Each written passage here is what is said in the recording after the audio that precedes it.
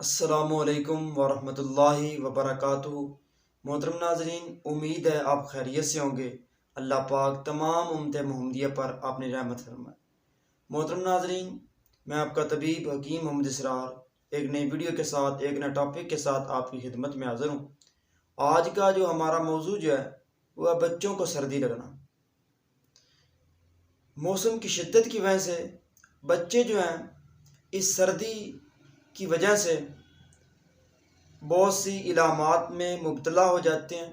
مثال کے طور پر بچوں کو زیادہ پیشاب آنا، دودھ پینے کے بعد الٹی آ جانا، نزلہ زکام کی کیفیت رہنا، پھیپھڑوں میں بلغم بننا، چیسٹ انفیکشن جس کو کہتے ہیں وہ ہو جانا۔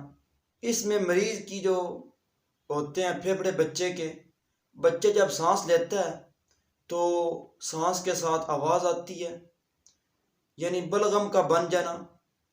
محترم ناظرین، یہ تمام علامات جو ہیں، بچہ دودھ نہیں پیتا تو یہ تمام جو علامات جو ہیں یہ سردی کی وجہ سے لاحق ہو جاتی ہیں۔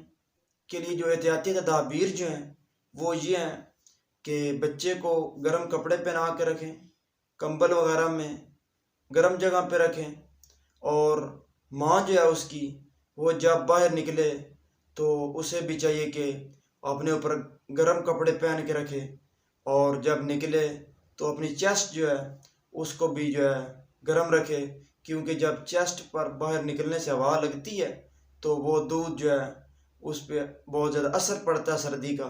بچہ جب وہ دودھ پیتا ہے تو اس کو پھر یہ علامات شروع ہو جاتی ہیں، جو مثال کے طور پر کھانسی، بخار، نزلہ زکام اور پیشاب کا بار بار آنا، دودھ نہ پینا یا دودھ کا الٹی کرنا، یہ ساری علامات لاحق ہو سکتی ہیں۔ تو اس کا میں جو آسان گھریلو علاج بتا رہا ہوں وہ سن لیں۔ وہ یہ ہے کہ لونگ 1 تولہ، دار چینی 3 تولہ، جلوتری 2 تولہ، ان کو باریک پیس کر سفوف تیار کر لیں، اور شہد لے کے تھوڑا سا جو ہے نا 1 ماشا یہ دوائی کا سفوف لے لیں، اور 1 ماشا جو ہے شہد 2 ماشا اس کے اندر اچھی طرح مکس کر لیں، اور مریض جو بچہ جو ہے اس کے منہ میں ڈال دیں۔ میٹھا ہوگا، بچہ بہت آسانی سے اس کو کھا جائے گا۔ تو اس کے علاوہ یہ نسخہ جو ہے صبح دوپہر شام استعمال کروائیں شہد کے ساتھ، اور شہد بھی جو ہے صبح دوپہر شام آدھا نصف چائے کا جو چمچ ہوتا ہے وہ استعمال کروائیں، اور بچہ جو ہے اور اس کی ماں کو کمرے کے اندر گرم جگہ کے اوپر رکھیں۔ السلام علیکم ورحمۃ اللہ وبرکاتہ۔